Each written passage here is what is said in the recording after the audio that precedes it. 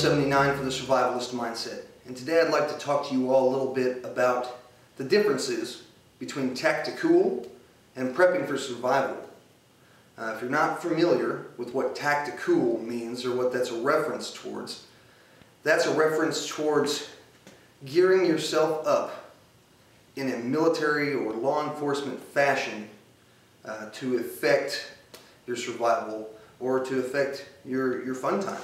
A lot of people enjoy airsoft and paintball, and there's nothing wrong with those activities at all. They can be a lot of fun. They can be a way to have fellowship with your friends and just enjoy yourself and have a good time. But the gear that is sold and marketed towards those types of activities is not necessarily the best gear that you should choose when putting together your bug out kit, your survival kit, your preparations. That gear, that frame of mindset, that mentality is geared towards fun. It's geared toward a battle simulation, any number of activities, but not necessarily towards a survival type of situation. You can outfit yourself with vests full of magazine pouches, black rifles, so to speak. And there's nothing wrong with black rifles. We'll talk more about those. You've seen my AR-15 in several videos. However, part of the survivalist mindset, guys, is understanding the entirety of the situation that you find yourself in. If you find yourself in a bug out scenario, in a shit hits the fan, end of the world, catastrophic crisis type of situation, the type of situation that we're talking about in this channel, the type of situation that can happen at any time, you do not want to stand out. You do not want to portray yourself as being military, for example. And there's nothing wrong with military. I was in the military myself for a number of years. But that's not the image that you want to put out there.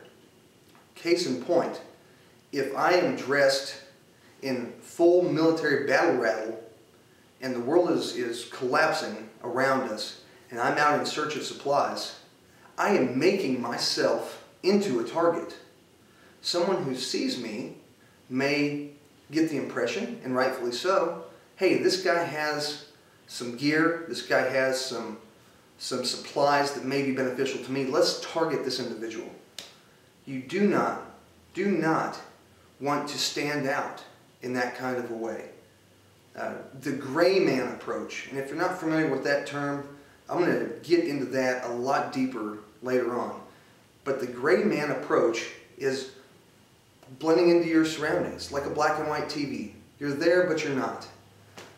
The last thing you want to do is to draw undue attention and bring undue harm to yourself and to your family and to your loved ones. You want to accomplish what you need to accomplish and get back to the safety of your home, your bug out location, wherever you may be.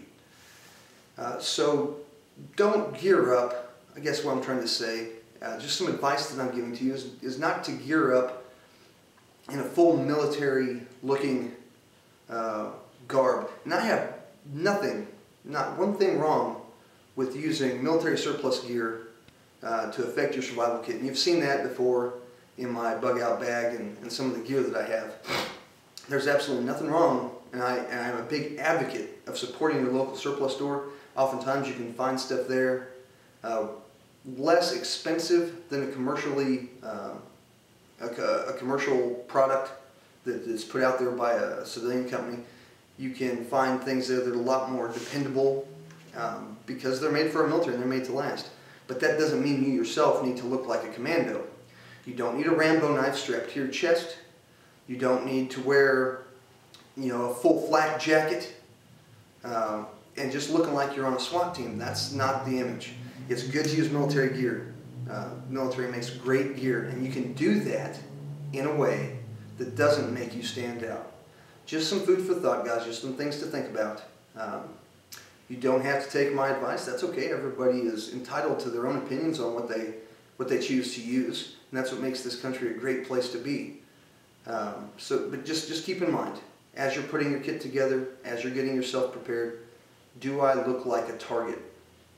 And if you look like a target, do something to change that, something to lessen your likelihood of running into a nasty situation. As always, guys, thank you very much for your support and for your views and for your subscriptions. And remember, the only certainty in life is change.